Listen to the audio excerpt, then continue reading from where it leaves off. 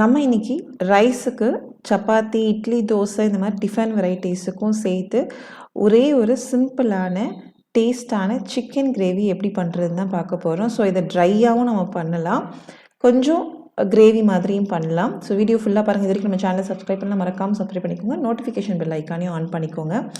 வாங்க இப்போது சூப்பரான சிக்கன் கிரேவி எப்படி செய்கிறது அதுவும் சிம்பிளாக பார்த்துடலாமா?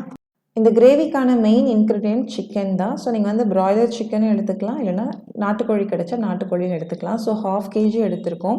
நாட்டுக்கோழியாக இருக்கும் போது உங்களுக்கு நல்ல டேஸ்ட் வந்துட்டு ஜாஸ்தியாக இருக்கும். ஸோ உங்களுக்கு எப்படி கிடைக்குதோ அதுக்கேற்ற மாதிரி நீங்கள் எடுத்துக்கோங்க. ஸோ அது வந்து பார்த்திங்கன்னா நம்ம நல்லா வாஷ் பண்ணி எடுத்துருக்கோம். ஸோ இதில் வந்து ஃபஸ்ட்டு நம்ம உப்பு சேர்த்துடலாம். தயிர் மிக்ஸ் பண்ணுவாங்க, நான் வந்து தயிர் ஆட் பண்ணல. பொதுவாக எனக்கு சொல்லி கொடுத்தது என்னன்னா, சூடான பொருள் நம்ம செய்யும் போது தயிர் ஆட் பண்ண வேண்டாம்னு சொல்லி இது பண்ணதுனால நான் எதுலையுமே மோஸ்ட்லி தயிர் ஆட் பண்ண மாட்டேன். மிளகாய்த்தூள், தனி மிளகாய்த்தூள் இல்லைனா காஷ்மீரி மிளகாய்த்தூள் எடுத்துக்கோங்க. கரம் மசாலா, அதுக்கப்புறம் மல்லித்தூள், இது எல்லாத்தையும் சேர்த்துட்டு இது கூடவே வந்து லெமன் ஜூஸ் வந்து 2 டீஸ்பூன் நம்ம சேர்த்துக்கலாம். இப்போ இது எல்லாத்தையும் நல்லா மிக்ஸ் பண்ணிக்கலாம். மிக்ஸ் பண்ணிவிட்டு ஒரு 10 மினிட்ஸ் வந்துட்டு செட்டிங் டைம் கொடுத்துருங்க. 10 to 15 மினிட்ஸ் அது வந்து ஊறட்டும். ஸோ இது வந்து பார்த்திங்கன்னா ஷார்ட் டைமில் நம்ம செய்கிற ஒரு கிரேவி வந்துட்டு ரொம்ப டைம் எடுத்து நம்ம செய்கிறோன்னா 1/2 hour கூட நம்ம செட்டிங் டைம் கொடுக்கலாம். இஞ்சி பூண்டு விழுது நம்ம வந்துட்டு 1 டீஸ்பூன் சேர்த்துருக்கோம். பச்சை மிளகா, இஞ்சி பூண்டு நான் வந்து அரைச்சி அந்த விழுதை வந்து ஆட் பண்ணியிருக்கேன். ஸோ இங்கே வந்து கொஞ்சம் ஸ்பைசினஸ் கேட்பாங்கன்றதுனால நான் அந்த மாதிரி ஆட் பண்ணியிருக்கேன். இப்போ இது வந்து 15 மினிட்ஸ் வந்துட்டு நான் ரெஸ்டிங் டைம் கொடுத்துட்டு இப்போ நம்ம ஒரு தவா எடுத்துகிட்டு அதில் எண்ணெய் வந்துட்டு 1 டேபிள் ஸ்பூன் சேர்த்துக்கலாம். சிக்கனை வந்துட்டு நம்ம டீப் ஃப்ரை பண்ண போகிறதில்ல, தவா ஃப்ரை மாதிரி இப்போ பண்ணி எடுக்க போகிறோம்.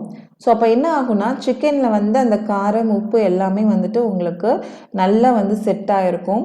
ஸோ சிக்கன் சாப்பிடும் போது உங்களுக்கு பிளெயினாக இல்லாமல் டேஸ்ட்டாக இருக்கும். நெக்ஸ்ட் டைம் நீங்கள் ப்ராய்லர் சிக்கன் பண்ணுற மாதிரி இருந்தால் இந்த மாதிரி ஃபஸ்ட்டு மசாலாஸ் போட்டு கொஞ்சம் நேரம் வந்துட்டு செட்டிங் டைம் கொடுத்துட்டு அதுக்கப்புறம் தவா ரோஸ்ட் பண்ணிவிட்டு அப்புறம் எந்த கிரேவிலனாலும் ஆட் பண்ணுங்கள். உங்களுக்கு அந்த சிக்கனில் வந்து பார்த்திங்கன்னா நல்லா வந்துட்டு அந்த ஃப்ளேவர் இறங்கியிருக்கும். ஸோ இப்போ நம்ம வந்து 2 செட்டிங்காக வந்துட்டு நான் வந்து எல்லா சிக்கனையும் வந்து செமி ஃப்ரை பண்ணி எடுத்து வச்சுக்கலாம். ஸோ ஃபஸ்ட்டு நான் ஒரு பேட்ச் வந்து செமி ஃப்ரை பண்ணிவிட்டு அதுக்கப்புறம் இன்னொரு பேட்ச் போட்டு செமி ஃப்ரை பண்ணி எடுத்து வச்சுட்டேன். ஸோ குழந்தைங்களுக்கு லெக் பீஸ் பிடிக்குன்றதுனால நான் இந்த மாதிரி வந்துட்டு லெக் பீஸ் வந்து ஆட் பண்ணி நம்ம வந்து பண்ணி கொடுத்தோம் அப்படின்னா அவங்களும் விரும்பி சாப்பிடுவாங்க. ஸ்பைஸியாக வேணும் அப்படின்னா நீங்கள் வந்துட்டு ரெட் சில்லி பவுடர் கூட வந்துட்டு பச்சை மிளகா வந்துட்டு ஆட் பண்ணிக்கலாம்.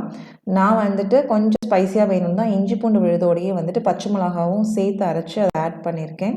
ஸோ இப்போ வந்து பார்த்திங்கன்னா 2 செட்டிங்காக நம்ம வந்து ஃப்ரை பண்ணி சிக்கன் எடுத்துட்டோம். அடுத்து ஒரு கடாயில் 2 டேபிள் ஸ்பூன் எண்ணெய் விட்டுட்டு எண்ணெய் நல்லா சூடாகும் போது பெருஞ்சீரகம் 1 டீஸ்பூன் அது நல்லா பொரிஞ்சு வரும் போது பொடியாக நறுக்கின வெங்காயம் சேர்த்து நல்ல சாஃப்ட் ஆகணும். இப்போ உங்களுக்கு நல்ல கலர் சேஞ்ச் ஆகிருக்கும், சாஃப்டாக இருக்கும் ஆனியன். இப்போ இஞ்சி பூண்டு விழுது சேர்த்துக்கலாம். ஸோ க்ரீனாக இருக்குது மீன்ஸ் நம்ம வந்துட்டு பச்சை மிளகாய், இஞ்சி பூண்டு 3 சேர்த்து அரைச்சி ஆட் பண்ணியிருக்கோம். ஸோ ஸ்பைஸியான சிக்கன் கிரேவியாக இருக்கும். இப்போ வந்து பார்த்திங்கன்னா நல்லா வதக்கிட்டு அந்த பச்சை வாசனை போனதுக்கப்புறம் தக்காளி ஆட் பண்ணிக்கலாம். தக்காளி வந்து ஒரு பெரிய தக்காளி பொடியாக நறுக்கி நம்ம சேர்த்துருக்கோம். ஸோ இதில் பார்த்திங்கன்னா பெருசாக எந்த ஒரு இன்க்ரீடியண்ட்டும் கிடையாது, நம்ம வீட்டில் இருக்கிற மசாலாஸ் வச்சே பண்ணிடலாம். அதே மாதிரி ரொம்ப டைமும் எடுக்காது. அந்த சிக்கனை வந்து செமி ட்ரை பண்ணுறது மட்டும்தான். என்ன மசாலா நம்ம சிக்கனுக்கு ஆட் பண்ணமோ அதே தான் இப்போ கிரேவிக்கும் ஆட் பண்ண போகிறோம். Red chilli powder, Kashmiri chilli powder, turmeric powder, அதே மாதிரி மல்லித்தூள், கரம் மசாலா, தேவையான அளவு உப்பு, இதெல்லாம் சேர்த்து நல்லா மிக்ஸ் பண்ணி விட்டுட்டு கொஞ்சமாக தண்ணி சேர்த்து கொதிக்க விடணும்.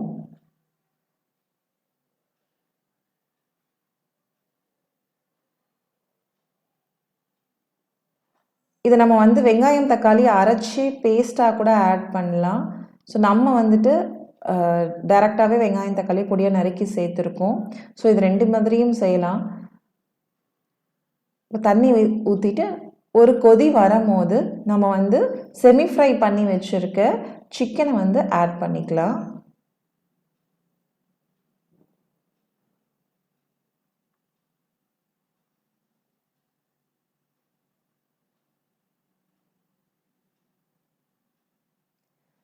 இப்போது நல்லா மிக்ஸ் பண்ணி விட்டுட்டு ஒரு பிளேட் போட்டு நம்ம மூடி வச்சுட்டு நல்லா உங்களுக்கு கொதி வரணும். அதே மாதிரி கிரேவி ட்ரை ஆகணும். அப்பப்போ நடுவில் எடுத்து நம்ம கிளறி விட்டுட்டோம் அப்படின்னா நல்ல திக்கான கிரேவி வந்து உங்களுக்கு ரெடி ஆயிரும். ஸோ இது ரைஸுக்கு நீங்கள் தொட்டு சாப்பிட்லாம், சப்பாத்திக்கு சூப்பராக இருக்கும். ஸோ அவ்வளோதாங்க, கொத்தமல்லி தழைகள் தூவி நல்லா ஒரு 2 தடவை வந்து பெரட்டி விட்டுட்டோம் அப்படின்னா சூப்பரான சிக்கன் கிரேவி ரெடி ஆயிரும்.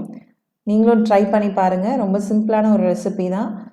Bachelors and first time chicken பண்ணுறவங்களுக்கு இந்த வீடியோ யூஸ்ஃபுல்லாக இருக்கும். சப்ஸ்கிரைப் பண்ணிக்கோங்க.